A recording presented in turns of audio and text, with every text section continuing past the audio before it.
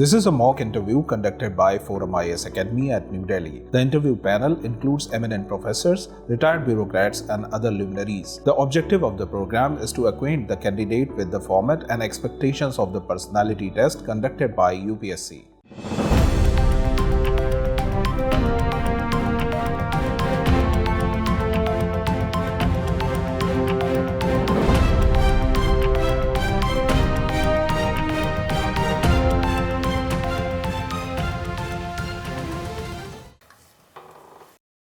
May I come in, sir? Yeah. Thank you, sir. Good afternoon, Deepak.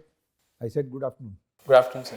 Tell us something about your happiest moment in life. Sir, I cannot rate it as happiest moment yet because I don't know.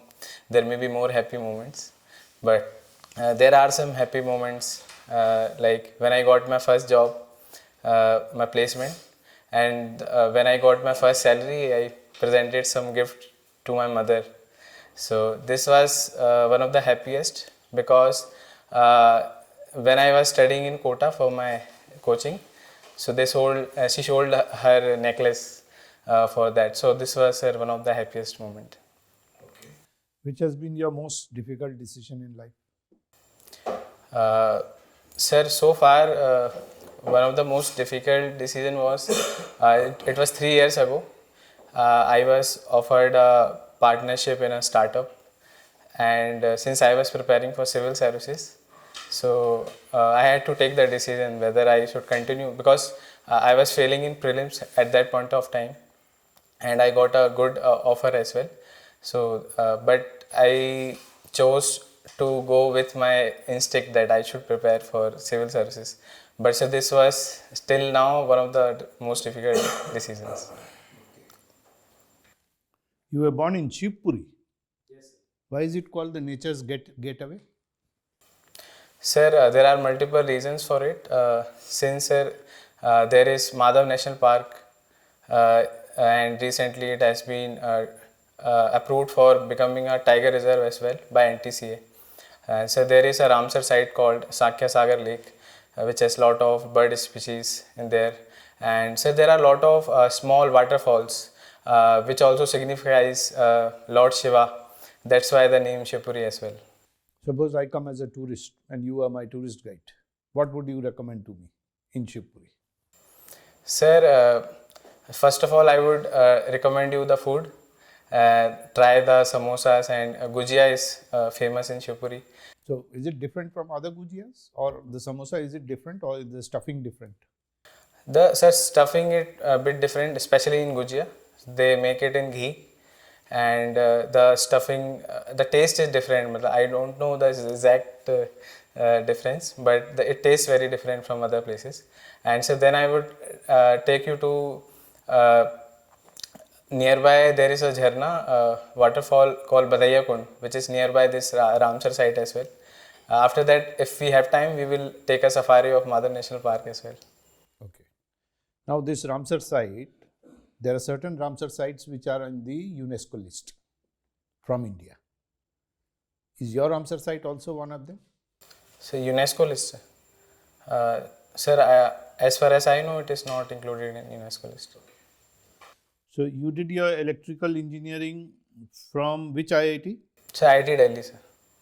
Oh, Delhi is written. So you did in power and automation? Yes, sir. Electrical engineering, power and automation, sir. How does a circuit breaker work? Sir, it works on the principle that when there is a certain amount of current beyond a threshold, there is a spring in there which breaks the circuit. So the circuit becomes open, so that no more supply goes through it, and any accident which could happen can be saved. How is it different from an isolator? You heard isolators? How a circuit breaker is different from an isolator? Sir, there is a difference in mechanism. I need to read it, sir. Okay. So you think you have to read it? These are basics. Anyway. So given you are electrical engineering, which battery would you recommend in India for EV vehicle? Lithium ion or nickel-based battery? Sir, currently, sir, the more research has been done in lithium-ion battery, and there has been research doing in other type of batteries as well. But as far as the data and research, we should go for lithium-ion batteries only because. So the lithium-ion also has two types. Are you aware? Sir, I will look. Given the fact that you said lithium-ion and there is research in battery, are you aware of the latest research Tesla has done on solid-state batteries? Sir, I have not exactly read the how it works. I just read this. Their work has been going on different type So of. it is ceramic-based, not lithium-ion, but ceramic-based. But it's a solid-state battery. So you'll have to refresh your anthropology. Yes. Now, what would the industry ask from Budget 2025 on EVs and semiconductor policy? If you are representing the industry of semiconductors and electric vehicles, what would you ask Mrs. Nirmala Sitharaman for Budget 2025? Sir, can I take few seconds?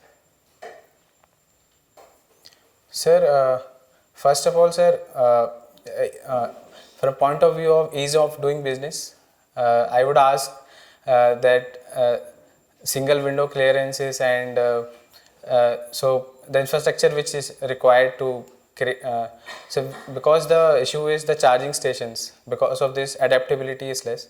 So if a government could help some subsidy or interest subvention schemes so that charging infrastructure can be implemented more rapidly, because many companies like Tata and Mahindra, they are trying to set up their own infrastructure for charging. In places like Delhi, since you've been in Delhi from IIT times, there are hardly parking spaces. Where do you think we can put charging stations? Sir, since we are in transition mode, we can use existing petrol pumps for transitioning them into the charging stations. And this is also happening currently, that the new petrol pumps are also integrating the charging machine as well. And sir, secondly, sir, since we are dependent on lithium import, so there can be some help in this area also, that they can get it more cheaply and more investment in research part also. So since we import the batteries from foreign countries, they are designed according to their temperatures and environment. So due to a lot of fire accidents happens. So more funds on the research part can be allocated to the industry, sir. How would you bring awareness amongst people to go in for EV vehicles?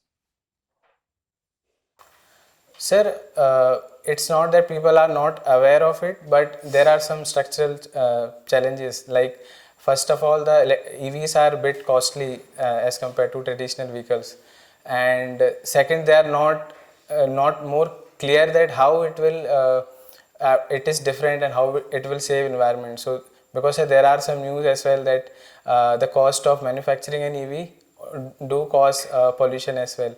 So so we need to clear this misconception that in longer run it will not create pollution. So this is one of the aspect. And so second, the cost, I think. What about the semiconductor industry? As a semiconductors are integrated part of electric vehicles. So since there is this PLI scheme going on already, so there can be more incentives like this, so that semiconductor, and sir, there is lack of semiconductor fabrication facilities. So more push can be done in this sector, that more factories or industries could be set up so that we have our own manufacturing capabilities. So you are aware what semiconductor is made up of? Yes. So where do we get those germanium and products like that? Sir, there is import dependency on the raw material, which is for silicon. So sir, we are importing, but on the same lines we can at the same time we can do more geological surveys, and also that we can extract those minerals on our own, and incentivize the industry as well, so they can do extraction work as well. What was your role as CEO of the Panchayat? Sir, I have been selected recently as Janpad CEO. So we have been training for past 1 month. And sir, the main role of sir Janpad CEO is to implement whatever the schemes of center and state which goes through the Panchayat level, they should be implemented effectively and efficiently. And sir, at the same time, the schemes which are related to social justice, which also goes through panchayats. So execution of these schemes should be done in effective coordination with other departments. And sir, also the Janpad CEO has role of disbursal of funds which are provided for the schemes. So this has to be done efficiently and no leakages. What do you see the limitations of a Janpad CEO, and what would you do better if you were the DM of the same place, same district? Sir, one limitation is that there is a lot of work which is not directly related to Janpad CEO, but it creates backlogs, which I have observed. Like, so there is a CM helpline in Madhya Pradesh. So, sir, there are a lot of cases. Sometimes there are some fake cases as well. But since there is clear guidelines that they have to be cleared by 20th of every month, so there is grading happens. So lot of energy goes in there. So as Janpad CEO, sir, what I would like to ensure is not work on just last week 15 to 20. Starting from the day 1 of the month, we should try to tackle these type of issues and save our time. And also, sir, secondly, sir, there is lack of coordination with the stakeholders. Janpad CEOs generally they sit in their office and try to do paperwork, so they could not easily understand what the problems are still going on with the at the ground level. So regular visits should happen so that the ground reality can be seen, because just relying on the secretaries of panchayats may not give us clear picture every time. Deepak, you're also a student of anthropology, and you've worked as a coder, software developer. Yes. So recently, Starlink was in the news in the context of this tribe in the Amazon. Are you aware? What was the news? Okay, what is Starlink? Starnet. Starlink. Starlink. Ma'am, it's a project of Elon Musk, in which they are trying to put up small satellites so they can create a network to provide the internet in the remotest areas as possible. As so current the internet is through optical fibers, so this will reduce the latency as well as try to reach us in the remotest areas. Now, what do you see is the impact of internet in remote areas or in tribal areas which did not have access to internet earlier? Let's say a tribe in Amazon. Ma'am, it will create a positive impact that many services which could not reach to the remote areas can be easily reached. Awareness programs which in India also we run, so there is lack of connectivity in these areas. That can be done easily. And what can be the negative impact? Ma'am, negative impact as in there is no directly negative impact, but since there is a already digital divide, so just providing the internet will not help. We have to create some digital literacy and awareness towards using the internet first. Then we can harness the benefits of projects like Starlink. Okay. So do you think India should have Starlink? Ma'am, as India is growing towards this and we are going digitally, so we should definitely think about creating Starlink. And as far as I am aware, Airtel also is working on a project similar to Starlink to provide internet. Okay. What could be the challenges if, let's say, India goes for Starlink? We subscribe to the Starlink, we are talking about. And what are the challenges that you see in India? Any privacy concerns? If particularly Starlink, ma'am. First of all, there is privacy issues, the usage of data, since these are controlled by foreign countries. So first issue is, ma'am, privacy of data. Second, ma'am, since the projects like Starlink, there is already a lot of waste moving on in space. So there will be challenge of the space debris already. So this will create that problem as well. You've also worked as a Web3 developer. What is Web3? Ma'am, Web3 is a third generation of internet, which signifies that decentralization of internet. Currently, ma'am, in Web2, we are in Web2. The networks are controlled by a few giants like Facebook, Meta, Amazon. Ma'am, secondly, the users don't have control of their own data. And since I'm using a Twitter, there is my data. One day Twitter will decide that your account will be deleted or banned. And thirdly, they are using my data for advertisement and monetary purposes without my permission. Web3 has this vision of decentralized internet where there is transparency and we can control that data. Then who owns the Web3? You said Web2 is being owned by few corporates. Who owns Web3? Ma'am, the vision of Web3 is that people own the internet. So ultimately, using technologies like blockchain and decentralized finance, in Web3 space, we intend to that people have transparency and they are the true owners of their data. And for example, there is a browser called Brave browser. So if we see ads on YouTube, we don't get any incentive, but we consume it. But in Brave browser, there is a token called Brave, which is based on cryptocurrency only. If we see ads, then we will get rewarded that tokens. Okay. So, and how is Web3 different from cloud computing?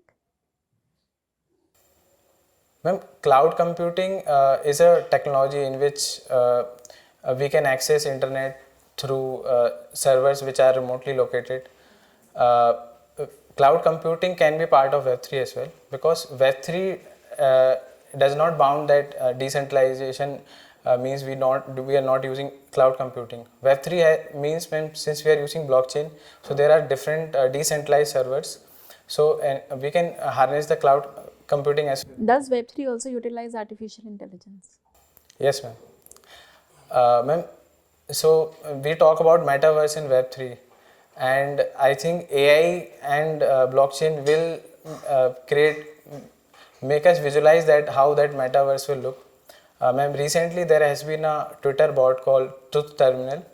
So a person trained it like that it runs on its own. So recently it creates its own tweets and it raises some funds, and based on that fund it bought some APIs. Now it has image generator API, and now it is creating memes based on that, and the money is in the form of Bitcoin. So in current system, in banking system, we cannot allow any machine to work like that without KYC.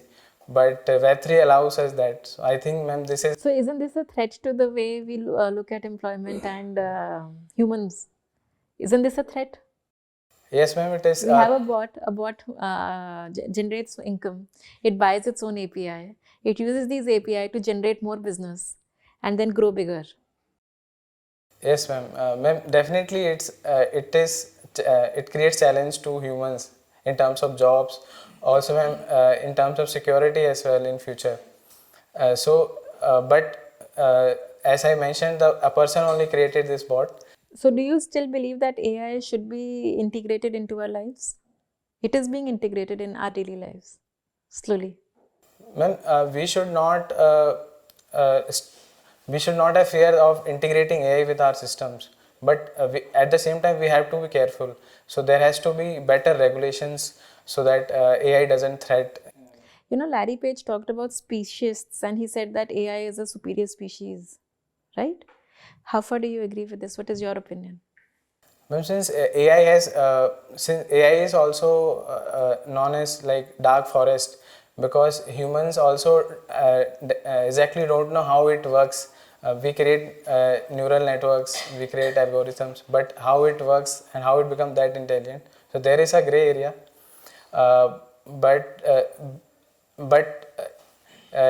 it cannot be above humans, I think, because we are the creators. You are an electrical engineer, but most of your career has been in software development.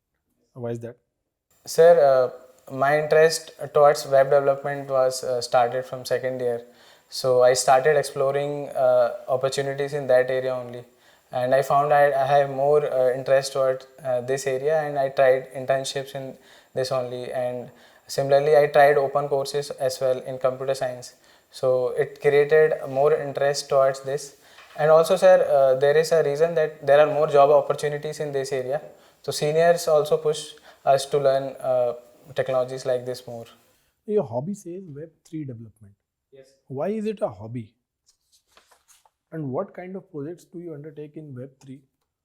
So in past 3 years, I started learning blockchain in Web3 in my free time. Then sir, I also did some freelance work in this area. So sir, I worked on NFTs, build a NFT trading platform.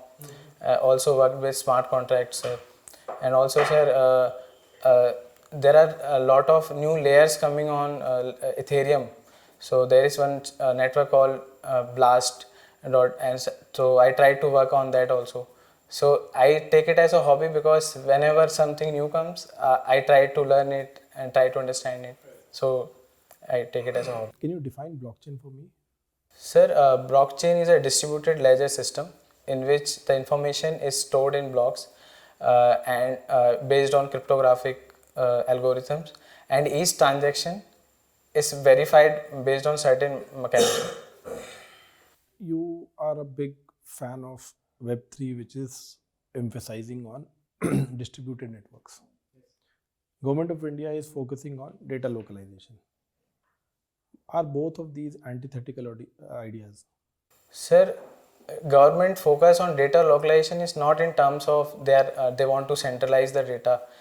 Data localization, they mean they're trying to do data sovereignty as well as trying to protect the personal data of people. But if the data will be distributed across the world, and so Web3 is trying to make sure that the servers are not in the hand of a few, right? Yes. But if it is in the hand of many, then the government has no control. Sir, idea in Web3 is the people own the data. It doesn't. It means nobody owns it. People own the data, and by nobody. So there is no regulation. No, sir. It's not like that. There should be no regulation. People own the data means they are aware of the transactions which are happening. There is transparency, and also whenever their data is being used, they know which. Then why is the government against cryptocurrency? So against the cryptocurrency. Sir, government is not against the technology. It is against the cryptocurrency because it is not regularized. Same. My point is exactly the same. The government will always be against anything which can't be regulated, right? So Web3 in general and data universalization in general is, an anti-concept to what the government is trying to do. They will always hate anything which can't be regulated. Do you agree with this? Sir, there is a conception that government hates whichever is not regularized. But sir, we are talking about not just the one aspect of Web3, we are talking about the technology, and government is trying to explore more on the technology part. What is AI hallucination? Sorry? AI hallucination, what is this? AI hallucination? Sir, I have not heard about these terms. Have you heard about sovereign AI? Sovereign AI? No, sir, not exactly the. What is China doing these days in the terms of AI? We have OpenAI, which is kind of leading the race. What is China doing? So China is also working on their own systems, but I'm not aware of the exact name. Have you heard of DeepSeek? DeepSeek, not exactly. You are working in the Panchayat Raj institutions. Tell me, in general, what are the challenges of governance in India? What are the top challenges of governance in India? Sir, so the top challenges are, first of all, sir, identification of beneficiaries in the schemes. There are a lot of times that... Is it the topmost challenge? When I say, tell me the top, it means that it has to be in your assessment. What is the top priority wise? What is the challenge? Sir, there is issue of like say corruption, so the funds are not used properly. Like in schemes like Manrega, there is issue of ghost beneficiaries. So, and sir, the second which I mentioned, sir, identification of beneficiaries issue because schemes like sir PM Awas Yojana, sir, there is the most of the time the complaints are related to inclusion and exclusion only. So this creates a lot of time and effort of the Panchayat administration, due to which the schemes which has to be implemented could not be implemented properly. And sir, the issue of funds is there. The panchayats are not self-sufficient in most of the areas. So this is one of the. My last question is, you have your optional as anthropology. Explain me the concept of ethnocentrism and give me examples of this concept in Indian society. Ethnocentrism, sir. Sir, ethnocentrism is when a person looks into particular culture, he or she puts the culture of their own as a base to understand their culture. For example, if a person is eating with hands, but in my culture, I only use spoon. So, but I am thinking that my culture is superior, and if that person is eating with hands, so they are not doing good or they are inferior. So this concept is sir ethnocentrism. Examples in Indian society. Sir, example we can take is sir tribals which they have their subsistence economy, so they are considered poor, but in some sense sir it is their way of living. They believe in subsistence, they don't believe in surplus, they are living their own life. So but if we just look through these parameters that they are poor or backward, this is also kind of ethnocentrism. Yes, Deepak. So your option is anthropology. Okay. Just I'm giving a statement to you, and you have to justify or clarify that we are fighting because of race. Sorry ma'am, can you repeat? We all are fighting in these days. We all are fighting because of race. Not grace, race. Race, yes. Do you think so? Not exactly we all are fighting because of race, but in many areas there are issues related to race, which we say racism. Especially in India, we almost that we all are Aryans. When you are out of India, that we are from pure race, pure blood. So we all are fighting for this. Ma'am, there are some sections in society which try to use this as propaganda or something to try to portray themselves as superior or others as inferior. But I don't think we all are in the same, believing on the same notion. As in India, I don't think there is lot of notion that Aryans versus non-Aryans, but there are few sections which are discuss more on this. So, so you are not agree with that? Ma'am, as far as I have read, so there are both sides on this. So jumping on the conclusion would be wrong that the Aryan versus non-Aryan or superior inferior is no point, because we all are equal. Okay, so what is the concept of, in anthropology, Rhodesian man? What is that? Can I take few seconds? Yeah, sure. Ma'am, Rhodesian man, ma'am, species of humans, subspecies, which is considered after this Homo erectus, and it is related to the findings which found on this Moor jaw in Germany. So it is said that it has some capabilities which make it speak. So there is it is related to that the man has started speaking from Rhodesian man, as far as I remember. But I need to brush up. So okay, let it be. So now tell me something about the deep ocean mission. and how it is helpful, especially in the upliftment of the economy of India? Ma'am, Deep Ocean mission is related to exploring the minerals in the deep sea, like polymetallic nodules, which contains a lot of elements like copper and other elements, which can be used in industry as well. So, ma'am, the Deep Ocean mission is mainly related to research on extraction of these minerals. So basically, it is related to R&D. Ma'am, it will help in various sector, like it will help in energy sector, it will help in say EV sector as well, because it help us in extracting those critical minerals, and ma'am, it will help in other infrastructure, uh, like we are creating infrastructure for artificial intelligence, let's say. For that we need semiconductors as well. So ma'am, research on these minerals will help in various sectors. So according to you, Deep Ocean mission is also helpful in AI?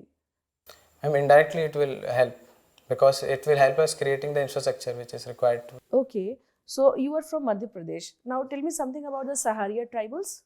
Saharia tribe is one of the PVTGs mainly found in Shivpuri and Shivpur district of Madhya Pradesh, and so they have there are lot of characteristics which are assigned to Saharia tribe. Like the area which they live in is called Saharana, and they do poultry locally in their own home, and their head is called Patel, and there are certain issues which Saharia tribe is facing. Okay. So especially Madhya Pradesh you are from, Lehangi dance was in news because of 26 January parade. So are you aware about that? Ma'am, Langi dance is being performed by various tribes. I don't remember the exact right now. Okay. So I just want to know, especially uh, just like if we are talking about the primary healthcare system, so we can see that there are limitations. So because of limitations, we can't achieve the goal of integrated health system or universal health system. So what is your opinion regarding that? What should we do, especially in context of tribal areas? Ma'am, especially in context of tribal areas, first of all, there is lack of accessibility. In many areas, there are no primary healthcare centers as well. So, and ma'am, secondly, there is lack of awareness in tribal areas, but it is not just because they don't want to know, ma'am. And there is third, ma'am, there is issue of documents. Lot of times there are drives done by government to make Aadhaar card and all, but Okay, so do you think so that because of lack of primary healthcare system or we don't have in that areas, so should we go for the crowdfunding for this purpose? ma'am, money is exactly not the issue, uh, since lot of the areas are not So accessible. process is the issue. Yes, ma'am. Execution is the one of the main issue. It's not that there is excess of funds, but the main issue lies in the execution. If we wisely and efficiently use the funds, then we can definitely add more primary healthcare centers in tribal areas as well. Okay. Uh, Kuno River was in news. Why? What is the importance of Kuno River, especially in Madhya Pradesh? Ma'am, first of all, it runs through Kuno National Park, which is a home of the new cheetahs, which has been brought up. And also, ma'am, in Shivpuri district also there is a tributary of Kuno, which is helpful in agriculture as well in these areas. Kuno River is tributary river of who? I mean, not exactly tributary, some part of Kuno runs through the Shivpuri district. Is there any connection between Chambal River? Not exactly, ma'am, I don't know, but yes, Chambal River, it is in the basin of Chambal River only. Are you sure? Not exactly, I'm sorry. I will look upon it. Okay, okay, okay. Thank you, sir. Deepak, we finished your interview. Yes. We'll now give you the feedback. So Deepak, Yes, sir. overall the interview went very fine. You are articulate, you are enough, you have enough knowledge on all the aspects. We grilled you on the Web3 aspect also. There you came out with flying colors. You are knowledgeable on that subject. Few areas of improvement is one, you botched up the entry part. You came and you simply asked for to sit down, right? So a greeting would have been really nice. Next is the interview felt a bit flat. Some voice modulation and some bits of you know a bit more energetic would have made the interview really good.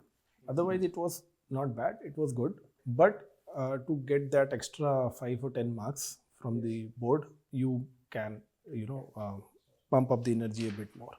Everything else from my end